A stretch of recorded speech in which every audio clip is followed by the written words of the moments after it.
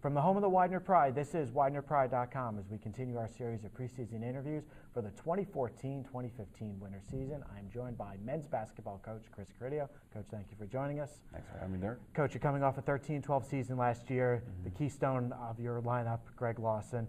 For a period last year, he was leading the nation in rebounding. He finished his honorable mention all-conference. Talk about him, what he means to the lineup.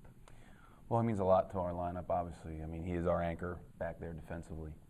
We weren't a great defensive team last year, but when it comes to Greg, in my time as a coach, I haven't had anybody work as hard as he has. As a freshman, he was not highly recruited out of high school, but as a freshman, he came in and worked hard and played behind Jack Brennan for a year, and just every day just worked hard. He's a great student. He's over 3'5". He's a respectful young man. No one's worked as hard as he has. I'm hoping he has a great senior year because he deserves it. So from a team standpoint, he is everything for us right now because we're going to start with him and work our way out. So Greg is a huge part of what we're doing, certainly. Also coming back to the team, LaRon Bird, 11.7 points per game, gives you so many options. Talk about him. Yeah, LaRon, last year was his first year playing in a couple years, so it took him a little bit of the season to get going. Now he's had a whole off season to get himself ready. He's in pretty good shape. He's coming off an ankle injury from the preseason, but and he can play multiple positions for us. He can handle the ball. He can play off the ball.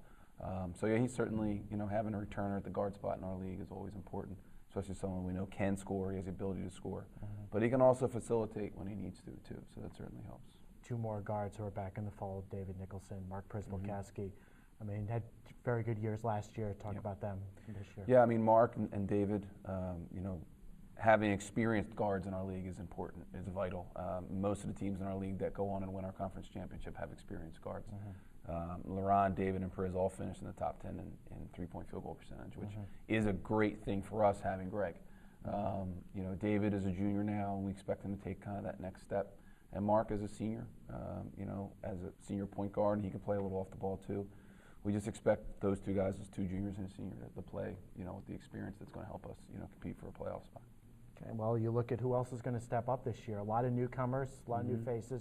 Talk about who else you're looking at for this season. Well, we always rely on our returning players because they have the experience. We have some guys that are, Sadai Sambo coming off the foot injury last year, played a little early. We're looking for him to step up a little bit. Kendall Green, another sophomore. We have a lot of young guys. Ben Goss is a junior. John Fender is a sophomore. A lot of guys that have been in the program and have played. Rashawn Boyd, another one. So, and then there's freshmen and a couple transfers. We're just trying to blend it in as much as we can. Every team is different. This team identity will hopefully and probably be different than last year's identity. We scored the ball last year but didn't defend very well. We're hoping to kind of defend a little better this year. There's a lot of pieces. We just have to create a team out of it. And you touched on some of them already, but overall expectations, you have a lot of old, a lot of new. How do you get everything to mesh, and what are you looking at for this season? It's going to take some time. We understand that, especially with this group, the practices and scrimmages have gone well, but we see that we're not a team yet. We have individual ability and some talent, but it's going to take some time to blend them together. And hopefully we get off to a good start and we can learn while we're winning, but that's not always the case. Sometimes you got to learn, take a few lumps here and there and move on from there. But I'm excited about the group. They work hard. They're all good kids. They come in every day ready to play.